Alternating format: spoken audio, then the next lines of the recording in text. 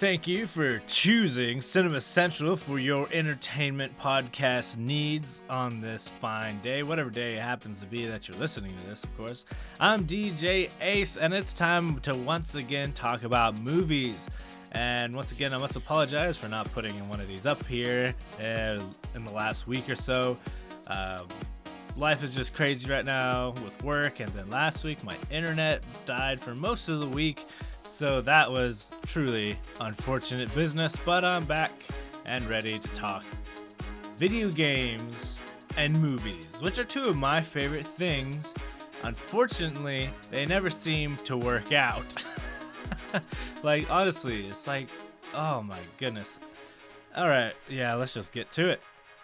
Tomb Raider came out this past Friday, March 16th, starring Alicia Vikander, and I saw it.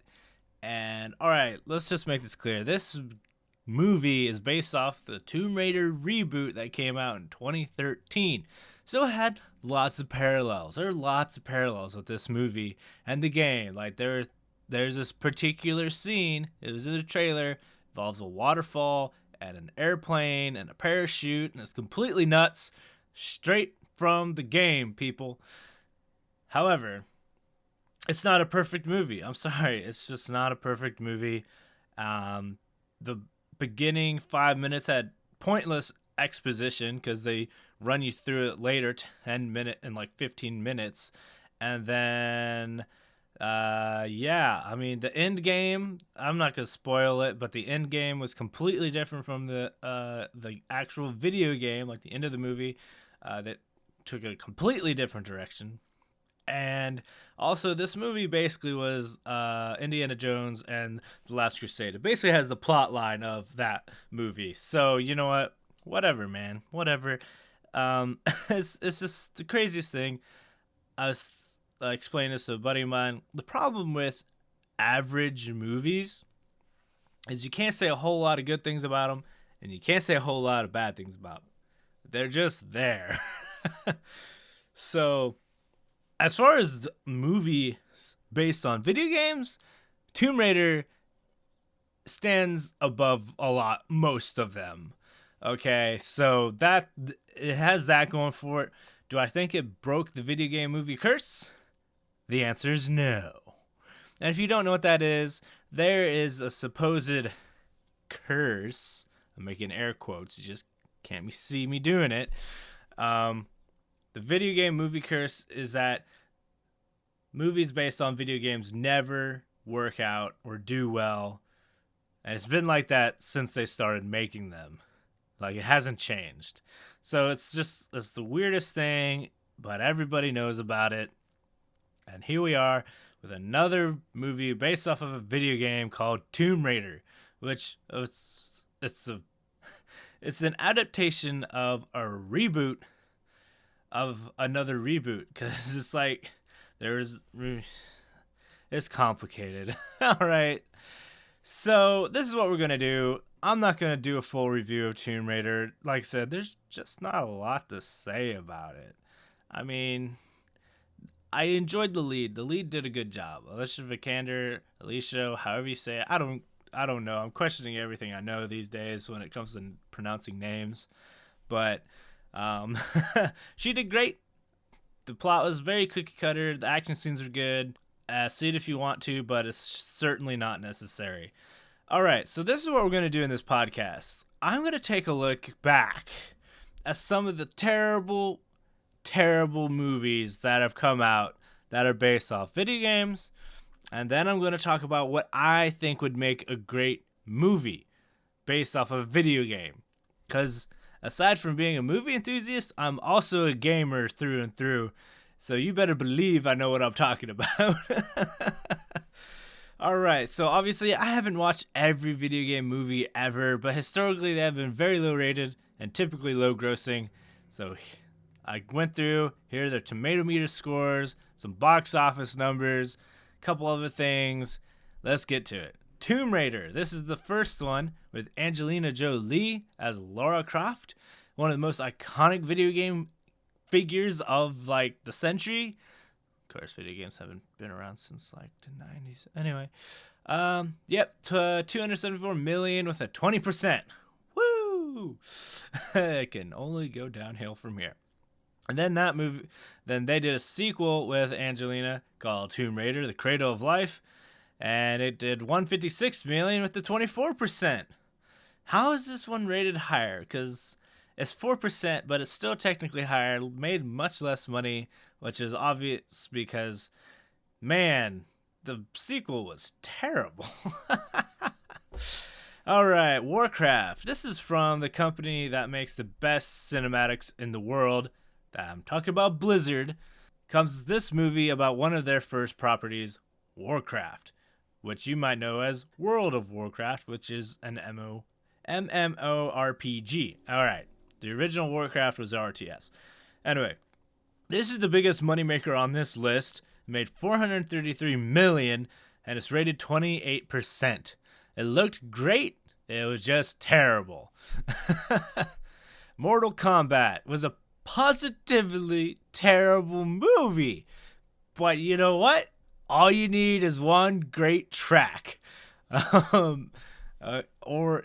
Actually, now I think about it, the slogan of Baby Driver, all you need is killer track or something like that. Anyway, that's this movie because everyone knows the Mortal Kombat theme, dude. But this one made 122 million with 34% on Tomatoes. It's worth noting, though, however, that this movie has the highest Metacritic score on this list with a 56 out of 100. How is that even possible? I guess it's just like there's like a meter where if the campiness just gets so far to one side, it just inverts on itself and becomes good all of a sudden. I don't know. However, the sequel, Mortal Kombat Annihilation, is a completely different story because this is a sequel to a bad film, which is never a good idea, and this one is exceptionally bad with a $51 million and 3% on the Rotten meter. Oh yeah. You guys killed it. Literally, the entire franchise. I mean, the games are doing great though, so. All right, Prince of Persia: The Sands of Time. Personally, this is a movie I enjoyed. I actually enjoy this adaptation because, you know, the game itself is pretty... There's not a whole lot of story in the first Prince of Persia, actually. It's pretty straightforward. So I actually like the adaptation. I like the acting. It was funny. It was enjoyable, but it was also serious. And it had, you know, a dagger that could rewind time. So I liked it, all right? And it made 336 million with 36% on the tomato meter. It's worth noting that it's the second highest Metacritic score on this list with a 50 out of 100. So this isn't the worst movie ever, in my opinion. Assassin's Creed, this one came out in 2016. This movie had everything it needed to be successful. It had the budget, it had Michael Fassbender, it had the Animus, and it was like one of the worst movies I've ever seen. It made $240 million with an 18% on that old tomato meter. And oh my goodness, not only was this a bad movie, but it's also one of the worst movie theater experiences I've ever had. So you know what? Oh man, yeah, don't even talk to me about this movie. And oh, here we go. This is like the cream of the crop. Super Mario Bros. The movie. This is like the original worst video game movie adaptation and one of the worst movies ever. Right? This is probably what started the whole curse thing to begin with. This movie made $20 million with 15% on Rotten Tomatoes. It's worth noting this movie doesn't even have a Metacritic score. Like, if critics don't even want to watch this movie, that should tell you something immediately. And this next one just defies all logic. This is one's called In the Name of the King, A Dungeon Siege Tale, which is based off of Dungeon Siege Tales. This movie is an absolute dumpster fire. 13 million, 4%, and it has two more. It has two sequels that went straight to DVD. But oh my goodness, I watched the second one. I don't know why. I thought, hey, why not? Oh, like, I don't know how you get Jason Statham and Ron Perlman to do these movies, man. And Dolph Lundgren was in the sequel. And you're just like, how do people end up in these movies? How does this happen? Anyway, oh my goodness. Need for Speed came out in I want to say 2015. I'm not totally sure. But, so here's the thing. So making a movie based off of a racing game is a bold choice because racing games have never been known for their great plots. Okay, so I mean, there's a few exceptions that of racing games that actually do try to add a plot. Need for Speed Carbon, I enjoyed that plot. I loved the plot in The Crew, but most of the time they're just racing games. So making a movie based off of racing game franchise, bold move. Made $203 million with a 22%. Ah, yes, Doom. There are three great things about this movie: The Rock, Carl Urban, and that first-person sequence at the end. Everything else is total garbage. Made $55 million with a 19%. Like, it's nothing even like Doom. Like, how can you mess up Doom? Angry Birds. All right, this one's a stretch. It's based off an app. Okay, I get it. It's animated, so it's kind of easier to sell. I get it, but I just threw it in here just because. And it made $352 million with 44%. And then here's one. This is an interesting one. This one's called Red Faction Origins. This is a TV film. It takes place between Red Faction Guerrilla and Red Faction Armageddon, the video games. And it was just god-awful. It was so bad. And then there was this one crowdfunded project, I think it was, called Halo Forward Unto Dawn. It was originally aired, I want to say it aired on YouTube originally, and then it went to DVD later. It was an interesting adaptation. And here are my honorable mentions. You got the original Tron, which of course was inspired by video games of sorts, and actually inspired a actual video game. And then the sequel, Tron Legacy, which is the sequel to that. You had Wreck-It Ralph, which was another animated film by Pixar, which did really well, had a lot of arcade game references in it.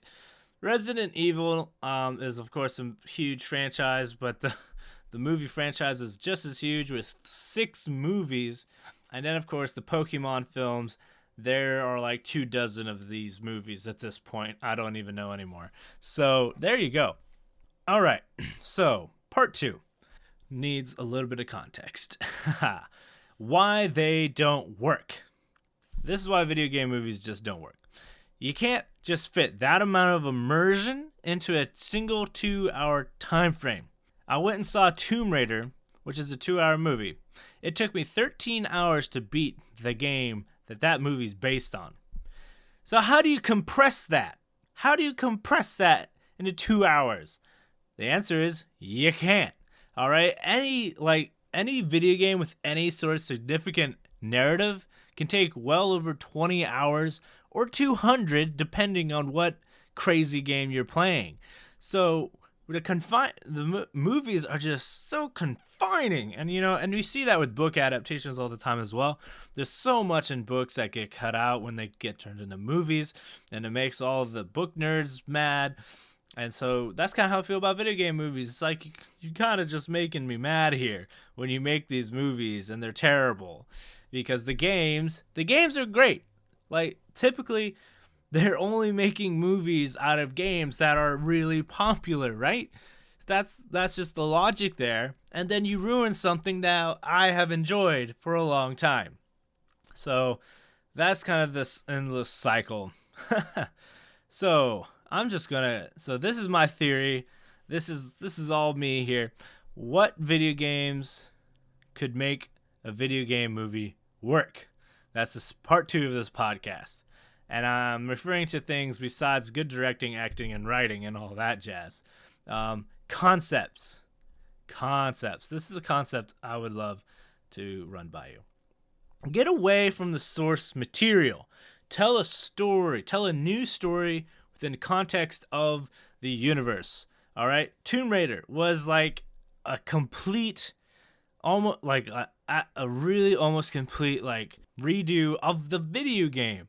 It's like, why did I just sit through this 2-hour movie of a game that I already played for 13 hours and that was better anyway? So it's like I just wasted 2 hours of my life, essentially, because you just tried to do the same thing the game just did. So why would you do that? I don't know. So yeah. So so if we move away from the of like the context of the game, but tell a new story within the context of that game's universe, I think there's potential there. Because the writers and the directors, the room they need to tell the story they want to tell. Here's an example. Judge Dredd.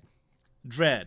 All right, the new Dredd movie came out in like 2015, I think, starring Carl Urban. That was really, really good. Dredd, of course, is based off a graphic novel. And that movie was exceptionally good. And they've been trying to get a sequel since forever, I think. But here's what's cool about Dredd. It wasn't like a redo of anything. It was its own separate story within the context of the greater universe, and it's like part of the canon now. So that's awesome. So, great ideas that could work if we follow these guidelines. These are my personal musings. These are games I have all played and enjoyed, and these are going to sound a little crazy or not. So here we go. We're jumping down the rabbit hole, everybody. All right. Borderlands. There have been 4 Borderlands games. All right. This world is so crazy, and it just deserves some attention, in my opinion. While I love this series, one area it kind of breaks down is in the backstory. These games give you the backstory, but in bits of pieces, and you have to be really paying attention to get it. It's subtle. So I'm saying tell a backstory to one or more of the characters in the games. You don't need to try and retell the main plot of the game. That's a terrible idea because you'd never do it justice. And this is a great example. Do you all remember that Avatar: The Last Airbender movie that's a complete dumpster fire that just, ruins everything we loved about the cartoon series? That's what I'm talking about. There's no conceivable way that would have ever worked in a million years, okay? There's no way you're going to take a whole season, 22 episodes of cartoon, that's 20 minutes per episode, so hours of content, into a 2-hour movie. I don't even know why they tried it. There's no version of that where it works. All right, so what I'm saying here is the main plot of the story, like the one that you actually played in this game, or any game really, don't try to recreate it. I've already seen this story. Don't try to recreate it. It's not going to work. Okay? I know I kind of mentioned this all before. Had to rant about it, so we're all on the same page. Okay? So yeah, Borderlands. Tell a story that would add to the greater context of the universe, okay? That would be awesome. Fallout. Let's get one thing clear. Bethesda games are huge. Mind-boggling huge games. All right? So we're talking Fallout and the Elder Scrolls, but we're going to focus on Fallout because the Fallout universe is just so unique. It's such a unique flavor. It's just dying to get some attention on the big screen here. So my idea is, instead of trying to incorporate one of the massive plots the games are known for, so I don't want to see that. I don't want to see it. I've already played it. I already spent 50 hours playing it, all right? So let's not do that. Here's an idea. Let's go back to a time before the world blew itself up. That would be awesome. And a specific reference, the game gives reference to, and multiple games give reference to the Battle of Anchorage, Alaska, a lot. And I think that would be awesome to see that story played out on screen. Why not? It would be cool looking. Or alternatively, just play out an all new Wasteland story somewhere else in America that isn't going to mess with anything else that's been going on. You know? There's a whole 200-year period between when the bombs fall and when Fallout games take place. Maybe explore some of the area in between there. I'm sure a lot happened that we don't know about. This is a stretch. Crazy Taxi. Just hear me out on this. Just make it a crazy comedy action movie with these crazy taxi drivers that are basically insane and picking up and dropping off their passengers. Who knows? It could work or not. You don't really have a lot to work with. There's no plot in Crazy Taxi, so you could do whatever you want with it, all right? As long as the taxi manager always goes, "Hey, hey, hey." Anyway. Deus Ex, all right? I'm talking the newer ones, Mankind Divided, Human Revolution, those ones. With crazy and intense relative themes these games bring up, it could be cinema gold. Like, what does it even mean to be human? We don't know. I mean, I guess we kind of do, but we're not getting meta here, all right? The last game, Mankind Divided, the last game had a live-action trailer, which gives us a taste of what a movie could look like. It was so cool to see that, and I want to see more of it, There's so many things they could do there. StarCraft. I mentioned Blizzard earlier. I'm going to keep mentioning Blizzard. Blizzard makes the best cinematics on the planet, hands down. All right, StarCraft is 20 years old now this month, the month of March, and there's so many good stories in there. The caveat is don't even try to retell the classic story. It is just too big. It is just too big. You cannot retell it on the big screen, not even in a trilogy. Just don't try. However, there are many more stories out there. So, maybe you could go back a little ways. We find out in StarCraft 2 that Tychus and Raynor were buddies, doing crime and all that jazz, and they were pretty fun to see together in the game. Why not see them together on the big screen? I think that could be fun. Or maybe take it the Protoss direction, back in the time when the Dark Templar split off from the rest of the Templar. That could be dramatic. Or it's kind of their mascot at this point, but give Nova her own movie. That would be cool. Overwatch, another Blizzard property, which, of course, Blizzard, as we all know, makes the best cinematics ever. They are one of the few companies who can make me cry while watching their cinematics. I've done it in StarCraft, I've done it in Overwatch, and I don't even play Overwatch. I just go out my way to watch those cinematics because I know they're great. All right, so one of the few games that actually make me cry. No joke. So why is it that their most popular IP, Overwatch, which has so much backstory and history already developed, that is dying to be an animated series, not done so yet? Oh my goodness. Let's just kick the whole thing off with a movie. Oh man, there's so much potential within the Overwatch universe to do some really cool stuff on screens, alright? So the Just Cause series, Just Cause is essentially playing an action film anyway. Let's just get Michael Bay in here and blow up everything, okay? That's all you need for a Just Cause movie. BioShock. This game is basically insane, but I think it would look really, really cool visually. It's literally a city under the ocean. It's a cool concept. Story-wise, you could do whatever, but probably stay away from the whole plot of the games and the main character because, again, the movie would never be able to do it justice. And don't even get me started on BioShock Infinite. Let's not even go there. We do not need to go there. We're trying to keep the audience sane. Moving on. Crysis. What's cool about the Crysis games is that the Crysis games are famous for putting PCs to their limits and breaking them. That's what Crysis is all about. And the Crysis suit itself looks amazing. That would be awesome on screen. So, otherwise, it's an alien invasion movie, so they could take it in any number of directions. This one's like my personal choice, I guess. It would never happen, but it's like the one I'd love it to see it happen. This is an obscure reference. I doubt most of you gamers aren't even going to get this one. But there's a trilogy of games called the Earth series. There's 2140, 2150, and 2160. and this is the only one where I think you'd have to do a trilogy. I just love the story of the series. So 2140, a devastating world war breaks out between these two major factions on the planet.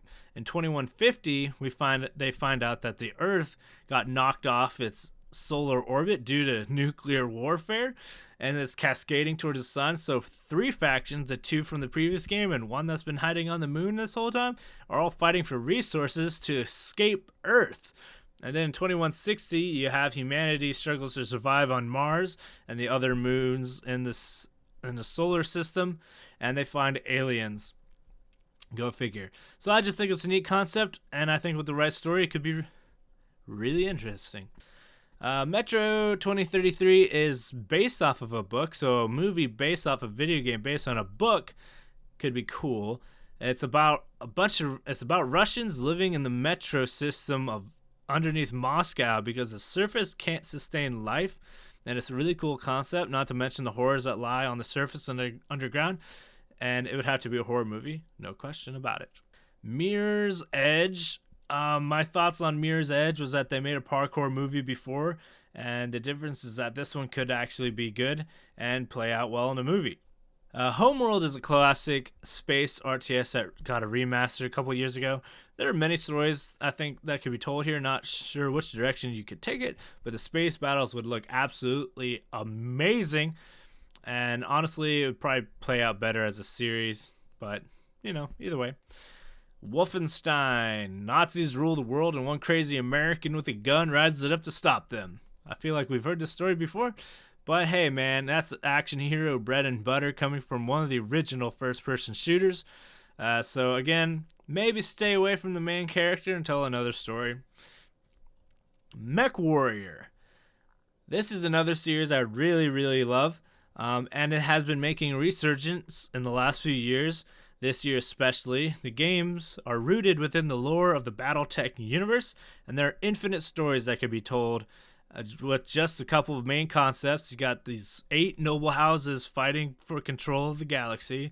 You have mercenary units roaming the galaxy, working for the highest bidder. The clans invade from outside the solar system and just messes everything up. And you got corporations pressing their agendas on everybody. So there are many ways you could go in this universe. Bottom line, though, is you had to stick to a small instance.